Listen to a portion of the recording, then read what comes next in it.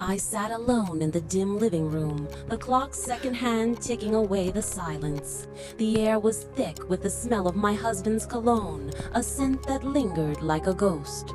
My phone rang suddenly, the shrill sound cutting through the heavy quiet. His name flashed on the screen. David. My heart paused, then raced. How? I had buried him. My finger hovered, trembling before I accepted the call. "Come home," a distorted voice crackled through the line, familiar yet warped. Static crackled and the call cut out, leaving me breathless, alone in the darkness. I stared at the phone, disbelief woven into every heartbeat. Was I losing my mind, or was this some cruel trick? The next morning, London's chill seeped through my thin sweatshirt as I stepped outside to retrieve the paper. My eyes caught on a splash of color, a tube ticket lying innocently on my doorstep. A distant train's rumble echoed through the still air. I hesitated, glancing up the empty street. The silence was unnerving, as if the world had paused to watch my next move. I picked up the ticket, its weight heavy with unspoken secrets. A shiver traced my spine. Who left this here? What did it mean? My quiet life felt poised on the brink of upheaval. I went through the motions of my morning routine, trying to shake the unease clinging to me. The aroma of coffee filled the kitchen, rich and comforting. Outside, the rain blurred the city into a watercolor painting. I caught a flicker of movement at the edge of my vision, a shadow, gone when I turned. I stared at the spot, a chill crawling up my spine. Just my mind playing tricks, I told myself, but the fear persisted. Reality felt slippery, as though it was constantly shifting beneath my feet. Later, I found myself on the tube, my mind elsewhere as the train rattled along its tracks. The carriage lights flickered, casting shadows over weary passengers.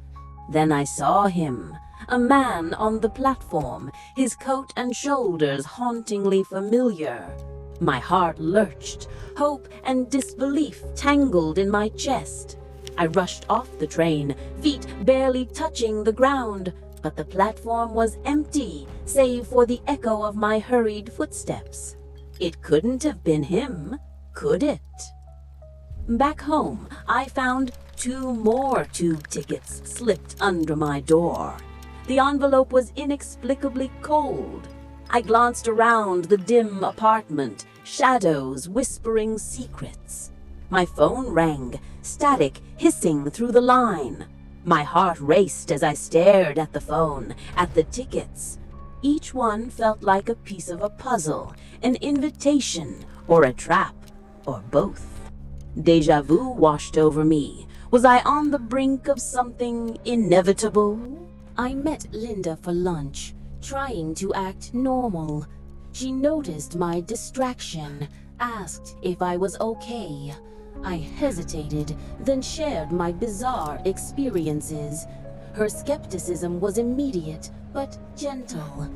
"Have you thought about seeing someone, like a therapist?" she suggested. I forced a smile, tracing patterns on my water glass. It sounded insane, even to me, but something was pulling me toward the unknown, and I couldn't ignore it. What if I wasn't just losing it? What if it was real? Desperation led me to the site of David's accident. The air was cold, the scene still marked off limits. I stepped over the caution tape, each crunch of gravel loud in the oppressive silence. A fellow worker warned me of disturbances. His eyes darted nervously. I glimpsed something dark, otherworldly before leaving, my heart pounding with the realization that something sinister lay beneath the tragedy. What was David trying to warn me about before it all went wrong? Determined, I retrieved David's security pass, tracing the numbers etched into its surface. I stood by the window, shadows lengthening as the sun dipped below the horizon. "I have to do this," I whispered, my heart steadying. I resolved to return to the underground to uncover the truth myself. Every decision felt weighted with unseen consequences, twisting and reshaping the path I must tread. At the records office, I rifled through files until I found David's records. My heart hitched, the entries ending abruptly with his disappearance. A chill ran down my spine, and I forced myself to remain steady. There was more here, something personal. The unsettling clarity of these files and the absence of answers made my skin crawl. The room seemed to close in around me, as if aware of my intrusion. While sorting through David's belongings, I found another tube ticket. My fingers paused over a stark crimson stain. Blood? A chill clutched at my heart. What had David been through, and what was I getting into? Was I ready to find out where this rabbit hole ended? I ventured deeper into the underground, my footsteps echoing softly in the tunnels. Whispers, indistinct and haunting, promised warmth and reunion. I closed my eyes, letting the murmur wash over me before shaking my head. "It's just a trick, Maya. Focus, Maya." I couldn't let myself fall into this trap, no matter how much my heart ached. Back home, I studied a map hidden among David's things. Yellowed edges marked mysterious areas not found on official charts. It felt like a breadcrumb left intentionally for me. Why would he hide this, if not to guide me? I wondered, fearing and hoping what lay ahead. This wasn't random. David must have left it for me to find. But what did it mean? Following the map's guidance, I entered a disused station. My flashlight played over long shadows, cobwebs fluttering eerily. A shadow figure lunged, David in form. I gasped, clutching the map as I recoiled. It wanted me to believe, but my heart knew better. There was something sinister at work, a deception I couldn't trust. Nestled beneath a loose floorboard, I found a notebook detailing the entity's mimicry abilities. David's notes were frantic but clear, giving me both hope and horror. Did you really know all this? How much did you hide from me? His desperation bled through each word. Was he consumed by knowledge he couldn't comprehend? Or was he trying to save me from a truth too dark to face? Following a note's suggestion, I set a tube ticket alight. The sudden, violent burst of dark energy around me confirmed the link. But at what risk? Could destroying the tickets unravel the entity's hold or unleash something worse? Each reaction was a clue, a step towards understanding. But could I control forces beyond my grasp? I met Mark, David's former colleague, at a quiet pub. His haunted demeanor resonated with my fears. He shared his regrets and David's suspicions, his voice barely audible over the pub's soft hum. Mark's insights were missing pieces in the puzzle.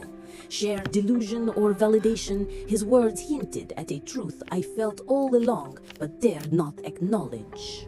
Mark gave me a recording David had made. The entity, older than memory, his voice echoed. As secrets unfolded, my heart pounded with the weight of revelation. So much horror, but so many answers. Could something so ancient remain hidden? David's last act was a link to something far greater, more terrifying. Could I bear this knowledge? Mark hesitated, then handed me a ring belonging to David's mother. This meant a lot to him, he said, hope tinged with tension. I cradled the ring, its weight lending gravity to my swirling emotions. This was more than metal and stones. It was a tether to a past increasingly distant. How could I carry this legacy forward? Attempting to leave, I boarded a train that wouldn't stop. Empty seats mocked me as the windows darkened, plunging me into unknown depths. Desperation clawed at me. This was a nightmare. I had to take control, focus, find a solution before the darkness swallowed me whole. Every second counted. As the train slowed, I realized each ticket led deeper into the entity's lair. Each was a step on the edge of a knife. I strategized, using them on my terms. They guided and trapped, yet I wouldn't be a pawn. I had to decipher the rules before I was caught. Every choice felt weighted with unseen consequences. Visions alternately alluring and terrifying attacked me. David, spectral and pleading, begged for rescue.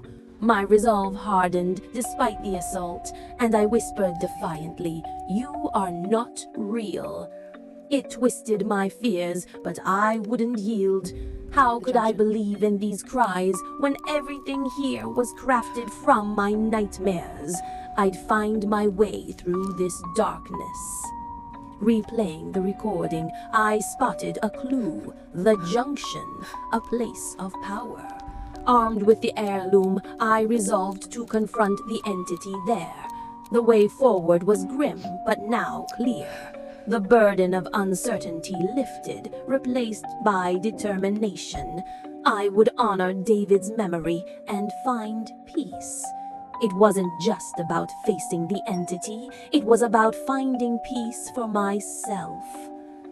In the tunnels, I stumbled upon discarded mementos, watches, photographs, each a personal tragedy. I drew strength from these stories of resistance, determined to break this cycle. These people, these tokens, weren't just remnants of the past, but maps to freedom. I had to be the catalyst to transform their lost voices into a roar. I gathered personal artifacts, photographs, heirlooms, each resonating emotionally. The soft floral scent of my grandmother's shawl brought childhood Sundays to life. Equipped now, I felt ready to face whatever came. Though fear nestled in my chest, these mementos reminded me of my journey and resilience.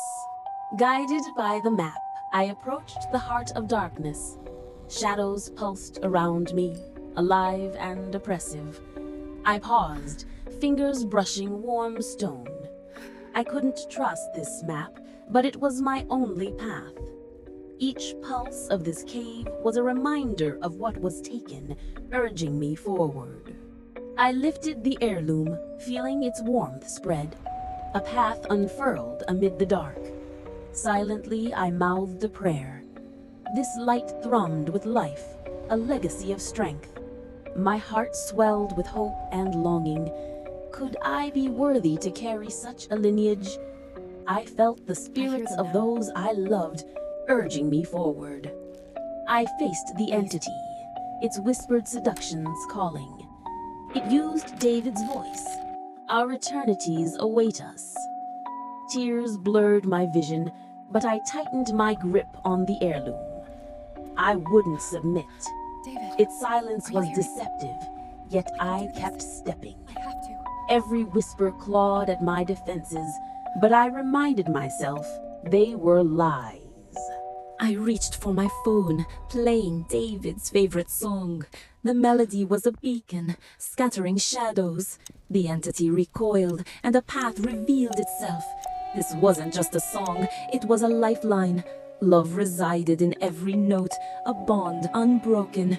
Could music conquer darkness? Perhaps David was still with me, each note a touchstone. I rushed toward a glowing essence, touching an ethereal warmth. David, within the entity's grasp. Tears blurred my vision. "Make it stop," his voice whispered. My determination would bridge the chasm. I'd bring him home. This wasn't just about saving him. It was about saving the pieces of myself entwined with his. I whispered, "I'll always love you," placing the heirloom in his hand. The entity convulsed, each spasm threatening to swallow the universe. "Stay with me," I pleaded. Was peace releasing him forever? What if letting go meant losing him? This wasn't just about sacrifice. It was about confronting the void that followed. Light emerged from the rebel, souls floating free. My breath caught as I saw his face among them, translucent but unmistakably him. Tears spilled unbidden. "It's really you," I whispered. Together again, yet altered. Could we reclaim what was lost or cherish shadows? Joy and hope mingled with an ache, deep and profound. We emerged into daylight, finding his steps. He laughed, weariness shadowing mirth. "I feel like I've been asleep for a century," he joked. Shadows flickered at sunlight's edge. Love brought us this far, but with each shadow, I questioned our freedom. Even in daylight, doubt whispered, were we truly free? Riding home, I noticed a discarded tube ticket. Its ink shifted, another station materializing. My pulse quickened, breath catching. This isn't over, I thought. Resilience wasn't just enduring. It was knowing the paranormal traces beneath the surface. In this metal cocoon, I realized knowledge bred quiet resilience.